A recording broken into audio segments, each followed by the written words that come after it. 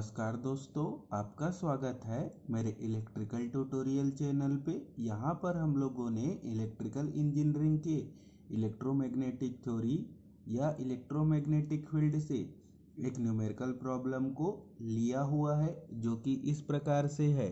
A uniform line charge 2 microcoulomb पर metre is located in z-axis.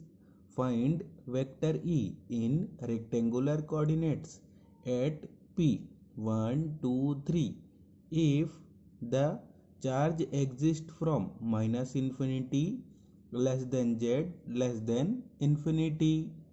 तो हम लोगों को इस न्यूमेरिकल प्रॉब्लम पे जेड एक्सिस पर लाइन चार्ज का वैल्यू कितना दिया हुआ है, 2 माइक्रोकूलम पर मीटर। और हम लोगों को इस लाइन चार्ज के कारण रेक्टेंगुलर कोऑर्डिनेट्स में पॉइंट P पर, जिसका कोऑर्डिनेट कितना है 1, 2, 3, तो हम लोगों को इस पॉइंट पर इलेक्ट्रिक फील्ड इंटेंसिटी के वेक्टर फॉर्म को कैलकुलेट करना होगा।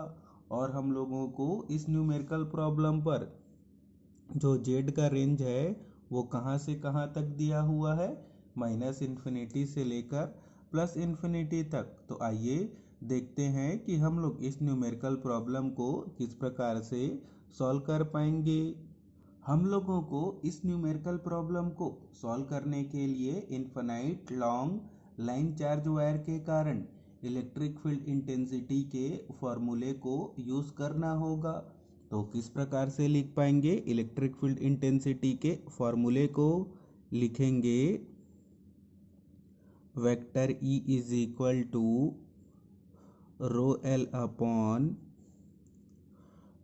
2 पाई एप्सिलॉन 0 r, और इस पर लेना होगा यूनिट वेक्टर ए आर को।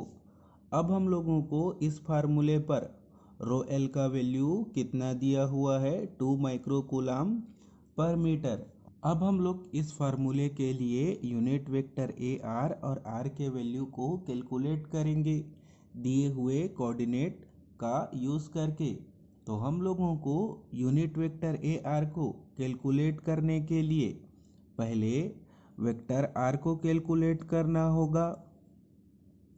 और वेक्टर आर को कैलकुलेट करने के लिए हम लोगों को पॉइंट वेक्टर आर पी से लाइन चार्ज के पॉइंट वेक्टर को माइनस करना होगा।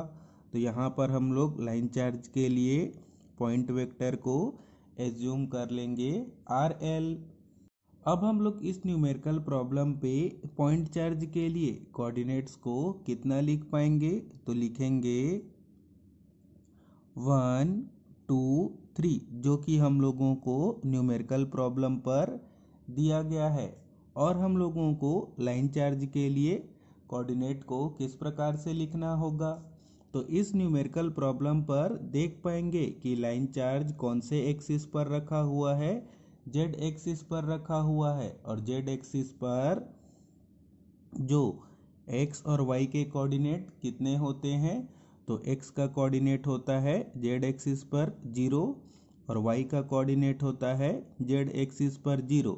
और हम लोगों को ऐसे न्यूमेरिकल प्रॉब्लम को सॉल्व करते समय ध्यान देना होगा, जब कभी भी कोई लाइन चार्ज किसी एक्सिस के एलॉन्ग रखा हो तो उसके कोऑर्डिनेट को हम लोग जब किसी पॉइंट से इलेक्ट्रिक फील्ड कैलकुलेट करें तो उस पॉइंट के जो कोऑर्डिनेट होंगे उस एक्सिस के कोऑर्डिनेट के इक्वल होंगे।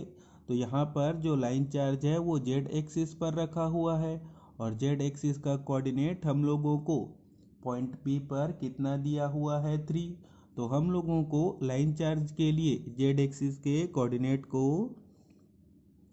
कितना लेना होगा, 3 लेना होगा। अब हम लोग इन दोनों कोऑर्डिनेट की हेल्प से वेक्टर आर को कैलकुलेट करेंगे। तो 1 से 0 को माइनस करेंगे तो हम लोगों को मिलेगा 1, और उस पर लगाकर लिखेंगे यूनिट वेक्टर ए एक्स। फिर हम लोग 2 से 0 को माइनस करेंगे तो मिलेगा हम लोगों को +2, और उस पर लगाकर लिखेंगे यूनिट वेक्टर ए वाई। फिर आगे हम लोग 3 से 3 को माइनस करेंगे तो हो जाएगा 0।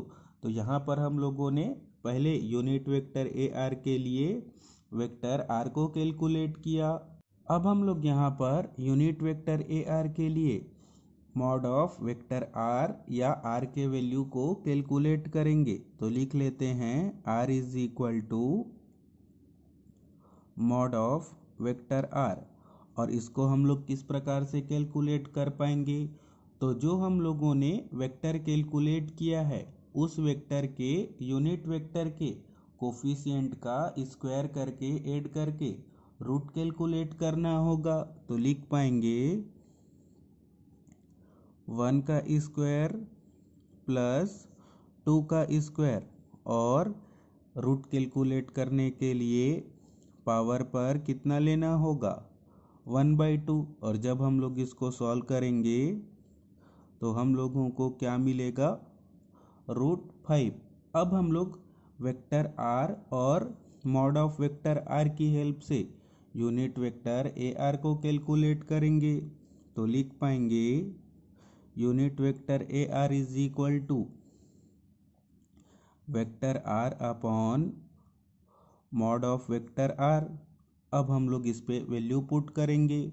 तो वेक्टर आर का वैल्यू है 1 unit vector A X plus 2 unit vector A Y, और डिवाइड पे लिखना होगा मॉड ऑफ वेक्टर आर के वैल्यू को, जो कि कितना है √5 है।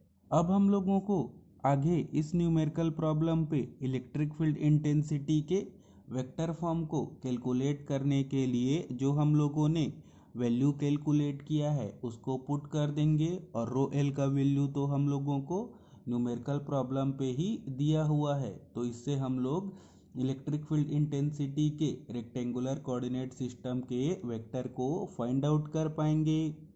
तो जब हम लोग इस फार्मूले पर वैल्यू पुट करेंगे तो लिखेंगे vector E is equal to, और रो एल का वैल्यू हम लोगों को दिया हुआ है 2 माइक्रोकूलम पर मीटर। तो लिख पाएंगे 2 × 10⁻⁻6, और डिनोमिनेटर पर भी वैल्यू पुट करेंगे 2π वैसा का वैसा ही रहेगा।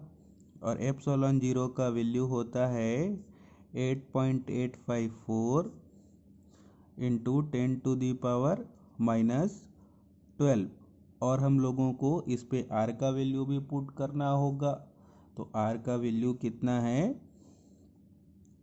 √5, और इस पूरे वैल्यू के साथ मल्टीप्लाई करना होगा यूनिट वेक्टर ए आर को, जिसका वैल्यू कितना है 1 unit vector A X plus 2 unit vector A Y, और डिवाइड पर लिखना होगा √5 को। और जब हम लोग इस पूरे वैल्यू को कैलकुलेटर की हेल्प से सॉल्व करेंगे तो वेक्टर ई का वैल्यू हम लोगों को कितना मिल पाएगा? तो लिखेंगे 7190, और यूनिट वेक्टर ए एक्स फिर प्लस 14380, और यूनिट वेक्टर ए वाई, और जो वेक्टर ई है उसका यूनिट क्या होगा वोल्ट पर मीटर होगा। तो इसी के साथ ही हम लोगों का यह न्यूमेरिकल प्रॉब्लम कंप्लीट हुआ, जिस पर हम लोगों ने सीखा कि दिए हुए लाइन चार्ज के कारण इलेक्ट्रिक फील्ड इंटेंसिटी को किस प्रकार से कैलकुलेट किया जाता है। और साथ ही साथ हम लोगों ने देखा कि अगर कोई लाइन चार्ज किसी एक्सिस के एलोंग रखा हो तो उसके कोऑर्डिनेट को किस प्रकार से एज्यूम किया जाता है और न्यूमेरिकल प्रॉब्लम को सॉल्व किया जाता है। तो अगर आपको यह सब बताने का मेथड, समझाने का मेथड अच्छा लगा हो तो इस वीडियो को लाइक एंड शेयर करें और मेरे चैनल को सब्सक्राइब करें। Thank you, all the best.